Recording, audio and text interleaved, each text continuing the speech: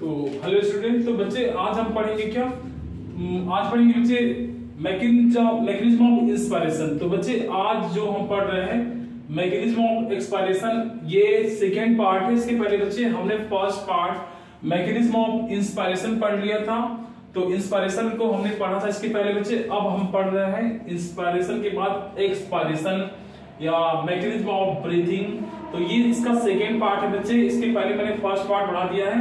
तो बच्चे आज की हेडिंग है मेरी मैकेनिज्म ऑफ एक्सपायरेशन या ब्रीथिंग या श्वसन की क्रिया विधि। ये पार्ट 2 है। इसके पहले फर्स्ट पार्ट हमने पढ़ा दिया है।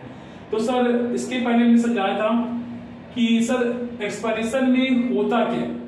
सर एक्सपायरेशन में हम जो अंदर सांस लिए थे उसको लंग्स से CO2 के रूप में बच्चे नाक से बाहर निकालते हैं, नोस्ट्रिल से इसको बाहर निकाला जाता है। तो एक्सपायरेशन में सर CO2 को अपने नोज से आप बाहर निकालते हो, उसे कहते हैं बच्चे क्या?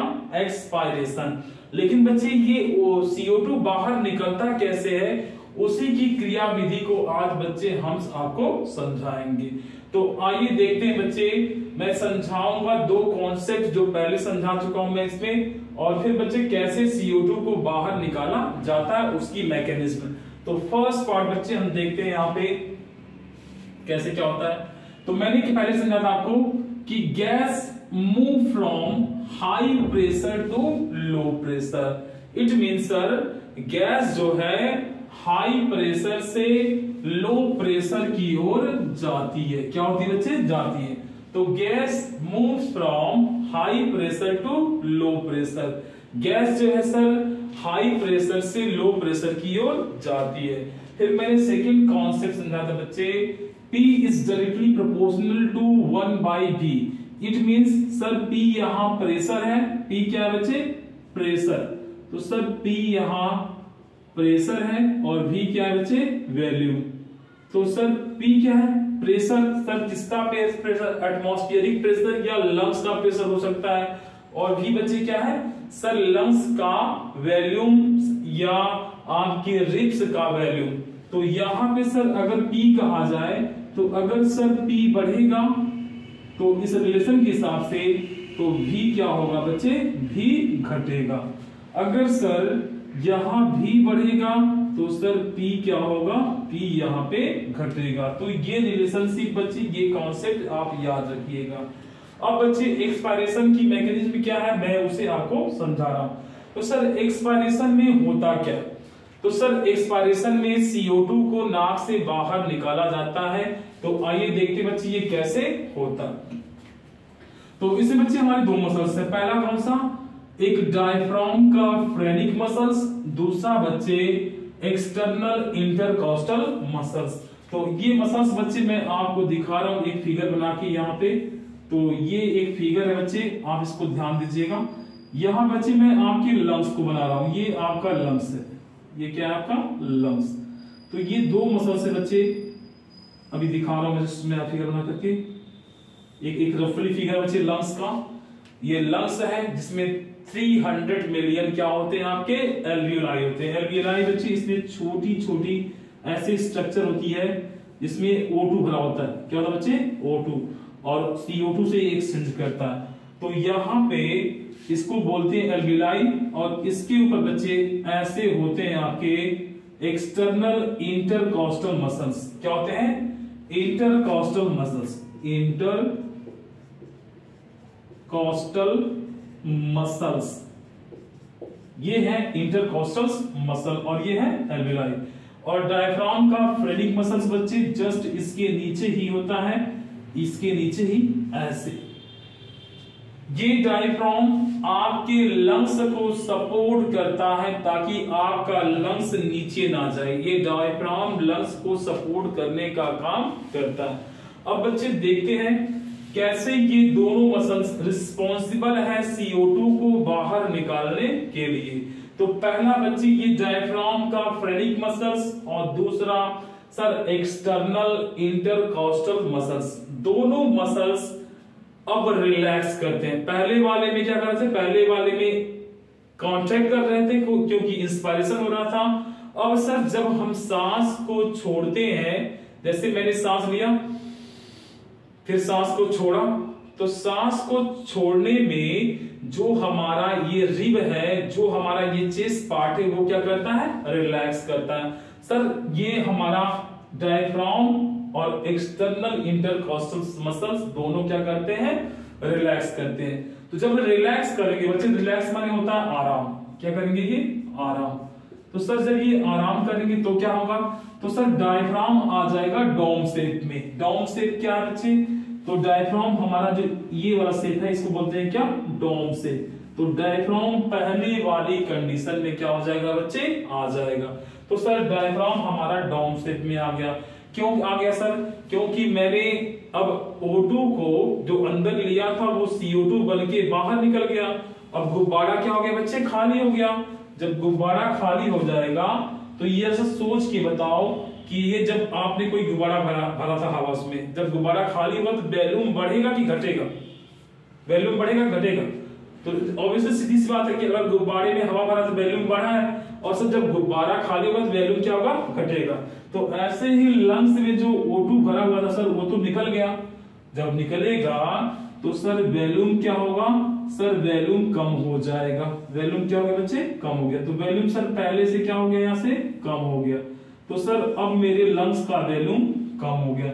लंग्स का वॉल्यूम कम हो गया तो सर डायफ्राम जो फ्लैटर था, पहले वाले मैंने बताया था डायफ्राम कैसा था बच्चे, हमारा फ्लैटर, यानी डायफ्राम इंस्पायरेशन फ्लैटर हो गया था क्योंकि वॉल्यूम बढ़ा हुआ था। लेकिन सर वॉल्यूम कम होने से फिर से डायफ्राम कैसा हो गया बच्चे, डोम शेप। कैसा हो गया बच्चे, डोम शेप क्वेश्चन आता है बच्चे।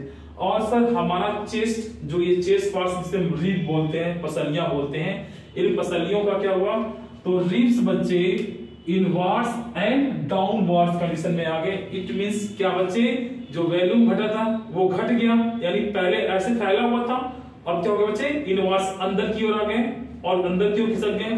तो ये हमारा रिब एंड पसली इनवर्ड्स सर अंदर की ओर आ गया, अंदर की ओर क्या हो गया, खिसक गया। और अंदर की ओर खिसकने से सर होता क्या है कि सर वॉल्यूम यहाँ पे, सर वॉल्यूम यहाँ पे घट गई। क्या हो गया बच्चे, तो फूला था तो वॉल्यूम बढ़ा था, और जब फंसा तो बच्चे हवा निकला तो वॉल्यूम क्या हो गया, घट गया। सर वॉल्यूम के घटने से क्या होता है, सर वॉल्यूम घटेगा तो मैंने पढ़ा है कि वॉल्यूम घटने से P क्या होता है, बढ़ता है। तो सर यहाँ प्रेशर क्या हो गया, बढ़ गया। तो सर प्रेशर यहाँ पे इंक्रीज कर गया। प्रेशर क्या हो गया बच्चे, इंक्रीज कर गया। सर प्रेशर बढ़ गया, तो प्रेशर बढ़ गया तो अब क्या होगा, सर प्रेशर बढ़ने से होगा क्या, तो आपने एक कॉन्सेप्ट पढ़ा था कि मान लो ये लंग्स है और बच्चे ये लंग्स है और ये क्या है, हमारा एटमॉस्फेयर। एटमॉस्फेयर मतलब बच्चे हमारा वातावरण, जहां हम सांसें लेते हैं। मैंने देखा सर लंग्स में वॉल्यूम क्या हो गया, घट गया, लेकिन सर वॉल्यूम के घटने से P क्या हो गया, बढ़ गया। और बाहर देखा था बच्चे कि यहाँ P बढ़ गया तो बाहर P क्या हो गया बच्चे, घट गया। P क्या हो गया बच्चे, घट गया। तो सर मैंने देखा कि यहाँ मेरे लंग्स में P बढ़ा हुआ है और बाहर P क्या है बच्चे, घटा, यानी एटमॉस्फेयर में P क्या है, घटा हुआ है। तो सर बाहर P बढ़ा है, एटमॉस्फेयर में P घटा है, तो मैंने पढ़ा क्या है, gas move from high pressure to low pressure, यानी गैस हाई प्रेशर से लो प्रेशर की ओर जाते हैं। तो मैंने देखा सर यहाँ प्रेशर तो बढ़ा है सर, बाहर प्रेशर घटा हुआ है, तो यहाँ सर जो CO2 है, यहाँ क्या बचे, CO2, ये सारा CO2 आपके लंग्स से निकलेगा और आपके नोज के थ्रू बच्चे कहां चला जाएगा सर, वातावरण में, यानी एटमॉस्फेयर में। तो सर प्रेशर यहाँ अंदर बढ़ा, बाहर प्रेशर घटा हुआ है, तो सारा CO2 बाहर निकल गया। इस प्रोसेस को बच्चे बोलते हैं क्या, एक्सपायरेशन ऑफ CO2 या मैकेनिज्म ऑफ एक्सपायरेशन या ब्रीथिंग। तो आई थिंक बच्चे ये प्रोसेस समझ में आया होगा कि मैकेनिज्म में जो इंस्पायरेशन या एक्सपायरेशन है, मैंने दोनों वीडियोस की पढ़ा दी है। तो एक बार बच्चे फिर से दोहराऊं, एक्सपायरेशन ऑफ मैकेनिज्म में होता क्या है, फेरेटिक मसल्स और एक्सटर्नल इंटरकॉस्टल मसल्स दोनों बच्चे क्या करेंगे, रिलैक्स करेंगे। रिलैक्स करने से सर ये डायफ्राम जो है डोम शेप में आ जाएगा और रिब्स जो है, जो पसलियां बची है, पसलियां से टच करो आप, थोड़ा सा हार्ड लग रहा है, ये दोनों इनवर्स अंदर की तरफ और नीचे की तरफ खिसक जाएंगे। क्या होंगे बच्चे, खिसक जाएंगे। जब डायफ्राम और एक्सटर्नल कॉस्मोस से आराम करते हैं तो सर इनका जो शेप है, गुब्बारे में से हवा निकलने, लंग्स में हवा निकलने के बाद ये सर क्या हो जाएगा, रिलैक्स करता है। रिलैक्स करने के बाद क्या होगा, वॉल्यूम घटेगा। सर वॉल्यूम घटेगा तो प्रेशर क्या होगा, बढ़ेगा। सर अंदर प्रेशर बढ़ गया तो अंदर प्रेशर बढ़ा तो बाहर प्रेशर क्या हो गया, घट गया। तो सर मैंने पढ़ा था क्या, gases move from high pressure to low pressure. तो सर सारा जो CO2 है सर ये क्या हो जाएगा, नोज के थ्रू फिर से एटमॉस्फेयर में निकल जाएगा। इस प्रोसेस को कहते हैं बच्चे एक्सपायरेशन ऑफ CO2 या मैकेनिज्म ऑफ CO2। अब बच्चे एक क्वेश्चन जो है यहां से बनता क्या यूनिट के लिए, वो क्या क्वेश्चन बच्चे, अब आपसे पूछता है कि सर एक्सपायरेशन कौन सी कंडक्शन है, कौन सी मैकेनिज्म है, कौन सी क्रिया है बच्चे, ये पैसिव है या एक्टिव। तो बच्चे पहले मैं आपसे पूछ लूं सर यहां पे जो एक्सपायरेशन है ये पैसिव ट्रांसपोर्ट है या एक्टिव ट्रांसपोर्ट है, जरा सोच के बताना बच्चे, जरा सोच के बताना। एक्सपायरेशन कौन सी ट्रांसपोर्ट है, एक्टिव ट्रांसपोर्ट है पैसिव, बच्चे जरा सोच के बताना। आपने गुब्बारे में हवा भरी थी, गुब्बारे में हवा भरी थी, तो गुब्बारे में हवा भरी थी, फिर गुब्बारा को आपने खोल दिया। जब गुब्बारा आपने खोला तो क्या सर आपको ताकत लगाना पड़ा हवा को बाहर निकालने के लिए, कोई ताकत नहीं लगाना पड़ा।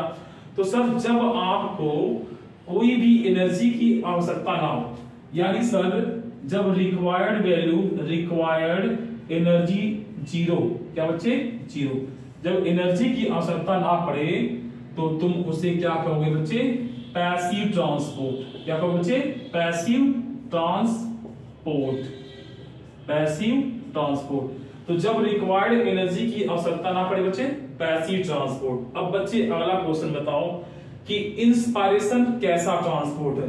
तो मैं यहां लिख दूं बच्चे ये क्वेश्चन, ये बता दूं इंस्पायरेशन कैसा ट्रांसपोर्ट है, एक्टिव है कि पैसिव, जरा सोच के बताना।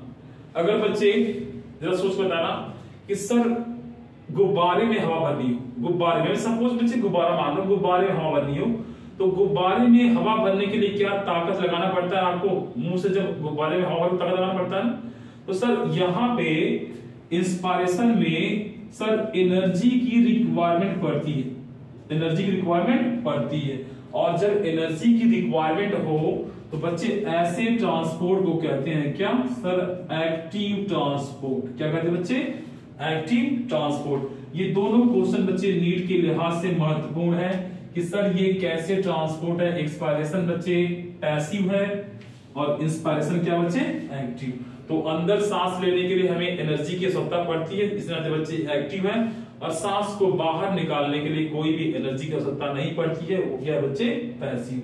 तो बच्चे दोनों स्वरूप समाप्त हो गए, मैकेनिज्म ऑफ एक्सपायरेशन और इंस्पायरेशन। इसकी बच्चे पहले वीडियो बनाई थी इंस्पायरेशन की, वो भी आप इसी पे पा सकते हो। ओके बच्चे, बाय।